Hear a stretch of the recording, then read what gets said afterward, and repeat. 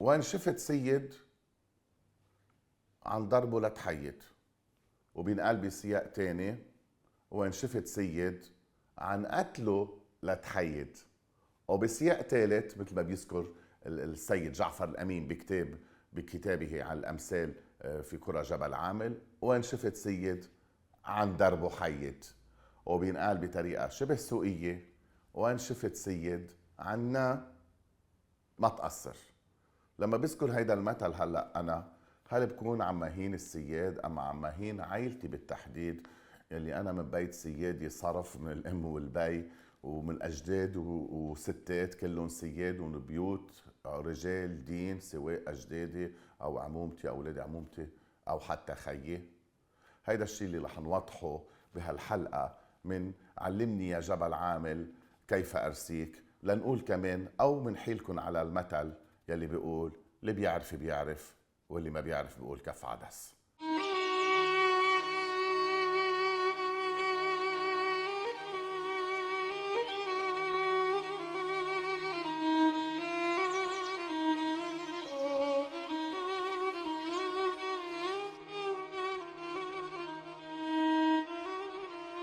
اهلا بكم بحلقه جديده من علمني يا جبل عامل كيف ارسيك، اللي رح نعمل فيها شبه توضيح بسيط متعلق بالحلقه اللي اثارت هيك اخذت شويه ترند او ضجه، هي حلقه الامثال للقرى واللي استخدمنا فيها مثل من لك هتاس من حوله او من ماس. هلا في ناس كتير بدها اعتبرت انه المثل اهانه، وتناولتني شخصيا اني انا التاس وانا الجحش وراسي تاس وراسي جحش.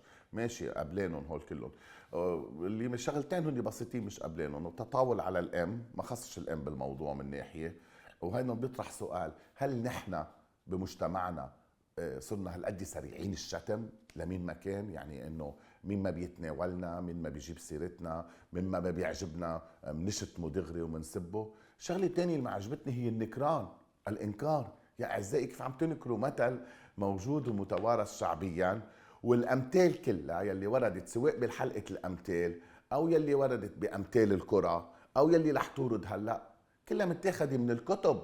اذا انتم ما بتقروا هول اللي انكروا، منا مشكلتي انا يعني انه احيلكم. يعني كل مثل لازم بكل حلقه لكم هذا الشيء جاي من هذا المصدر في الصفحه فلان الفلانيه، ما عم احضر اطروحه او ماستر انا مثلا.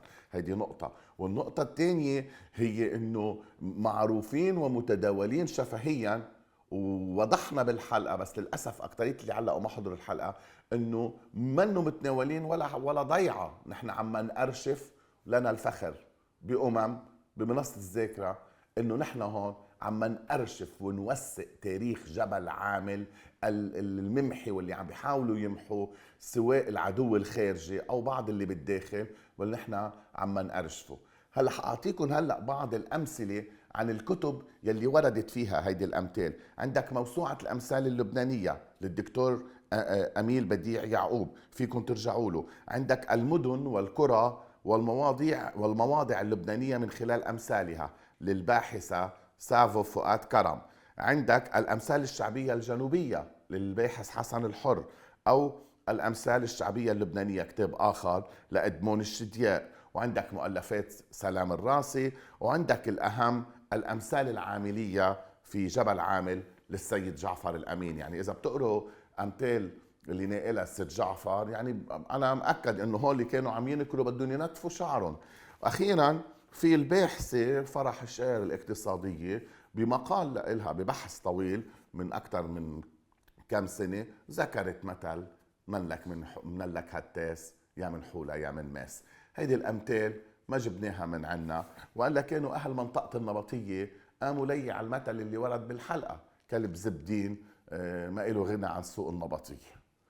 بعد هذا التوضيح البسيط رح نتابع الحلقة بأمثال عن قرى عاملية تلقيتها من ناس انه يا ريت بتذكرنا اياها، او انا اكتشفت انها فاتتنا.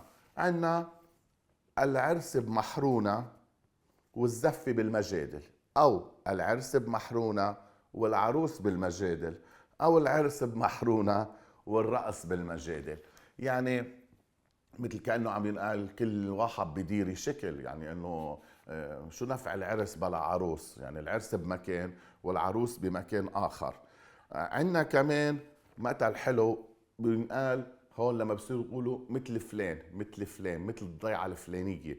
بنبلش فيهم. عندك مثل حطابين كفر صير، وحطابين كفر صير كان يشهد لهم بأنهم كانوا متكاتفين ومتعاضدين مع بعضهم، يقتلفوا مع بعضهم بوقت الأزمات أو لما بيحطبوا. عندنا كمان بيقولوا مثل عرس مجدلزون. حبيت اذكروا هيدا لأنه مجدلزون ضيعة تتعرض للنسف الهمجي المتواصل من لما صار في وقف اطلاق نار. وهيدا بسبب مشهورين كانوا اهل مجدلزون بعدم التنظيم والفوضى باعراسهم، مثل لما قلت بالحلقه الماضيه مثل داعش كفر كلا. فمثل عرس مجدلزون. كمان ارسل لي احدهم هيدا المثل: بين عيترون وبليده راحت البنت شهيده.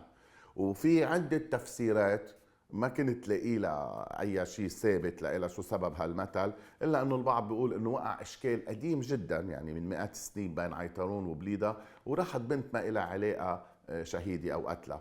بوجه تحيه لاهل عيترون يلي استقبلوا المثل اللي قلته ما في اقطع من الخال الا ابن اخته، يلي البعض كمان قال هيدا الزلمه وقفني هو شيخ محترم، عم بلاطفني. هيدا مثل ما انا هلا بلتقى بزلمه ما بعرفه وبقول له شو بيقربك ايمن رفيقي، بيقول لي ابن اختي، فبقعد بمزح معه. فالرجل عم بيلاطفني انه عم امك ابو ماجد، عم امك ابو ماجد، هذا رفيق عمري. ولع تحته. البعض فهم المثل انه عم بيهيني، قالوا انا كيف مبسوط وطالع عم قوله للمثل. تعتير مثل سكرة صريفة. سكرة صريفة معروفين بيضرب هيدا المثل للغضب المفاجئ. أتاري أهل صريفة موصوفين أنهم بيغضبوا بشكل مفاجئ، فلذلك بيقولوا لهم مثل سكرة صريفة. وبيجي مثل مشايخ جباع. جباع معروفة أنها خرجت كتير مشايخ، أنه كانوا مشايخ وقورين. فكل ما إنسان يكون هيك وقور قال بيقولوا له مثل مشايخ جباع. وعندي مثل حلو كمان مثل طبخة كفر رمان. اي حدا بيطول بشغله، الاتاري هول اهل كفر رمان معروفين انه بيقعدوا بالطبخه حتى لو عم يقلوا بطاطا شي ساعتين ثلاثه، فبقولوا شو عم تعمل مثل طبخة كفر رمان. وفي كمان نرجع لعيترون، وانا بحبها كثير لهالضيعه تحديدا. مثل طبل عيترون، صوته ببنت جبال وبطنه بعيترون. هيدي اعطوني اياها حد من عيترون قال لي قولها وبكل فخر. يعني هذا مثل معروف عنا بالضيعه، مش رح يعملوا مثل البعض من اهالي الضيعتين اللي استنكروا هذاك المثل. نعود للمثل اللي قلته في بدايه الريلز يلي هو وما شفت سيد.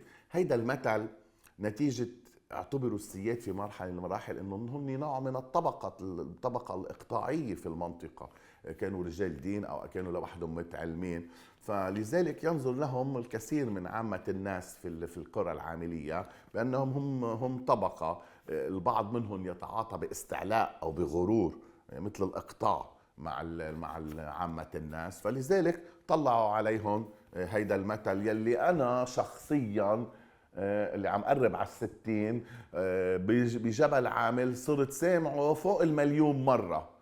ويلي كمان السيد جعفر الأمين وهو سيد ذكره بكتابه الأمثال العاملية. يعني حتى ما تقولوا لي بعدين بدنا نجبته. في آخر الشيء رح أختم بمثل هو اللي زمان ذكرته بالحلقة، اللي هو اللي بيعرف واللي ما بيعرف يقول كف عدس.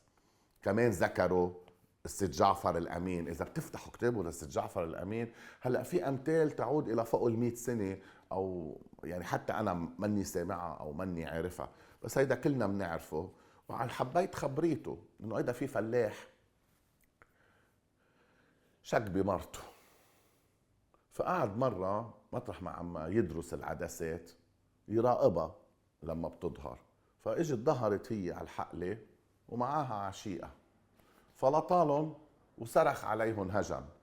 العشيق هو وهربان شال كومة عدس بإيده وضل يركض فيهم، فلحقوا الفلاح. صارت الناس مش عارفة شو فيه، فإنه مش عم يتركوا شو ملاحقوا عشان سرق لك شوية عدس. فيقول لهم قال لهم اللي بيعرف بيعرف واللي ما بيعرف بيقول كف عدس. يعطيكم ألف عافية، بنلتقي بحلقة جديدة من علمني يا جبل عامل كيف أرسيك.